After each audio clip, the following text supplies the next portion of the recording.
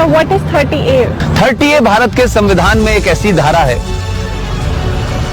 ये धारा ये कहती है कि हिंदू अपने धर्म की शिक्षा नहीं दे सकता, अपने कॉलेज में नहीं दे सकता, प्राइवेट कॉलेज में नहीं दे सकता, इसके लिए कॉलेज नहीं बना सकता, और जो सरकार के जो कॉलेजेस हैं उसमें नहीं दी जा सकती।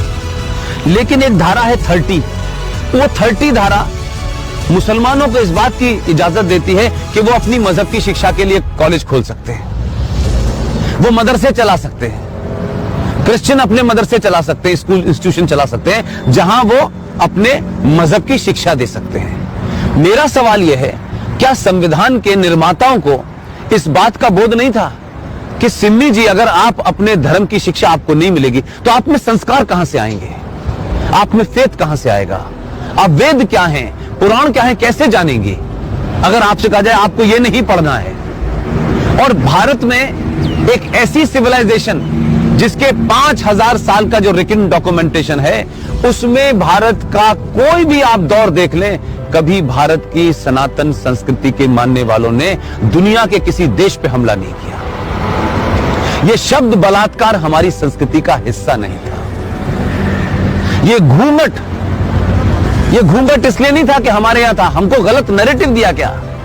ये भारत के अंदर जब मुगल शासक आए, उनका एक ही एजेंडा था कि जितने गैर मुस्लिम औरतें हैं उनका रेप करके उनकी नस्लों को सुधारना है। ये बलात्कार शब्द हमारे साहित्य का हिस्सा नहीं था, ये तलाक शब्द हमारे साहित्य का हिस्सा नहीं था। हमारी परंपरा और संस्कृति में 7 फेरे जीवन भर के लिए जाते हैं। इस्लाम में शादी is a contract between 2 people, it's a business. आपने शादी मुझसे की और शादी करने के कुछ दिन के बाद आपको लगा कि मैं रहना नहीं चाहती, तो बिजनेस कॉन्ट्रैक्ट है, आपने कॉन्ट्रैक्ट कैंसिल कर दिया। तो आर्टिकल 30A भारत के संविधान से हटना चाहिए। इस देश के 90 से 95 करोड़ हिंदुओं को उनका शास्त्र क्या कहता है, उनका वेद क्या कहता है, इसकी शिक्षा की इजाजत देनी चाहिए।